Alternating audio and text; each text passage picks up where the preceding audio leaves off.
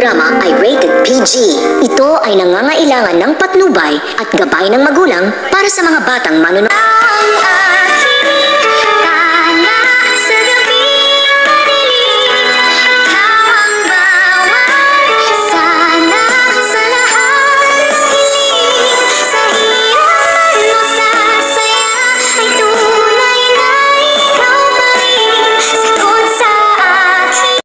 Hello everyone! Welcome back to my channel at magandang araw sa lahat ng taga-subaybay ng Abot Kamay na Pangarap. Nakita nga nitong si Justin, itong isang bata dito sa party na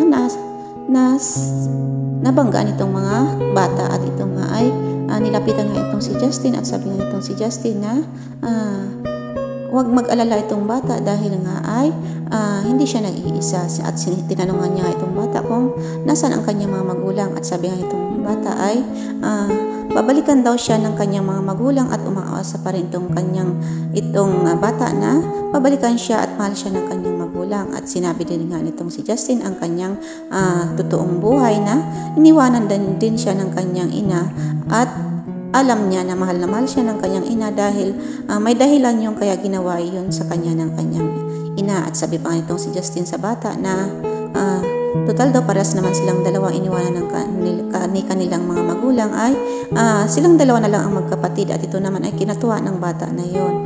At samantala ay narinig nga yun ni Annalyn yung pag-uusap nilang dalawa na yon at sabi nga nitong si Annalyn na tinatago lamang itong si Justin ang kanyang nararamdaman dahil nga hurting daw siya at sa pagkakataong ito ay nakita nga nitong si Justin itong si Lynette at itong kasama itong si Giselle na papunta kila Justin at sabi pa nitong si Justin na baka daw sinabihan itong si Annalyn itong si Giselle na nandoon siya at sabi naman itong si Lynette na walang kasalanan itong si Annalyn dahil siya ang may pusang pumunta dito para makita itong si Justin at sabi nga nitong si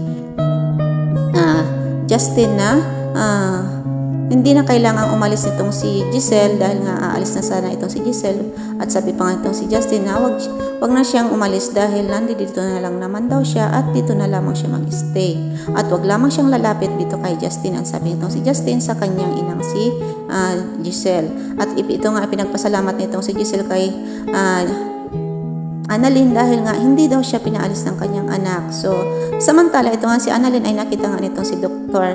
RG Tanyag na masayang-masaya kasama ang kanyang mga kaibigan na taga-Apex at sabi pa nga itong si Dr. RG Tanyag kay Annalyn na kung namimiss niya daw ba itong si mga kaibigan niya from Apex dahil masayang-masaya nga itong si Annalyn sa banding nilang ito at sabi pa nga itong si Annalyn na mas lalong namimiss niya yung mga banding nila sa Apex noon at sabi pa nga itong si Dr. RG Tanyag na kung gusto ba itong si Annalyn na bumalik na lamang sa Apex. Samantala, pinakita na nga nitong si Dr.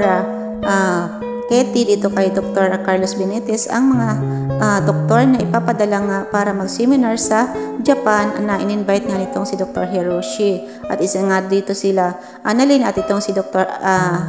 Lyndon Javier na taga neurosurgeon. At sabi pa nga itong si Dr. Carlos Benitez na hindi niya daw muna pipirmahan yun dahil kakausapin niya muna itong si Dr. Annalyn dahil alam niya nga hindi papayag itong si Lynette na hindi siya sasama kay Annalyn sa Japan. Samantala nakita nga nitong si Giselle paalis na itong kanyang mag-amang si Eric at saka itong si Justin na paalis na nga ng party na yon at pupunta na nga itong dalawa na ito, babalik na nga sila sa Amerika at sabi nga nitong si Giselle na kung maaari ay mag-stay muna sila dito sa Pilipinas at sabi naman itong si Eric na wala naman silang gagawin dito sa Pilipinas dahil wala naman silang trabaho dito at ang trabaho nila ay nasa Amerika. Samantalang itong si Giselle at sabi nga itong si Giselle dito kay Eric at saka dito kay Justin na pwede sila mag-stay dito at magtrabaho na lamang daw sila sa Apex. Ito ang offer nitong si Giselle dito kay Eric at lalong-lalo na dito sa kanyang anak na si Justin kasi nga sabi nitong si Justin ay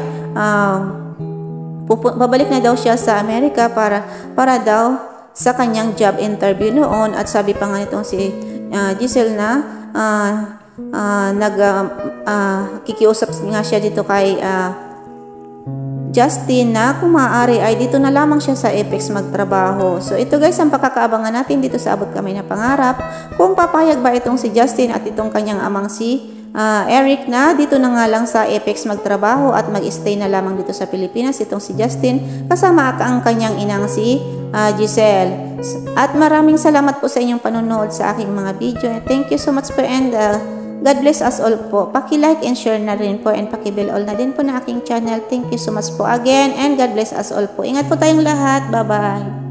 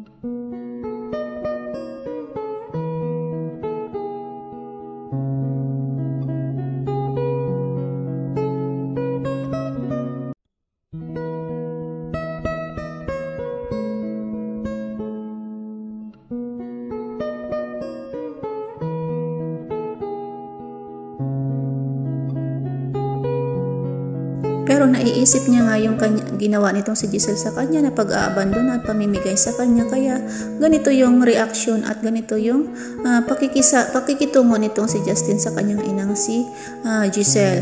Ngunit ito na nga siguro ang oras para patawarin niya ang kanyang inang si Giselle at magkasama sila at magkaayos silang dalawa para sa Pasko ay maging masaya na silang dalawa. So ito guys ang pakakaabangan natin sa Abot Kami na Pangarap. Maraming salamat po sa pagtutok ng aking mga video.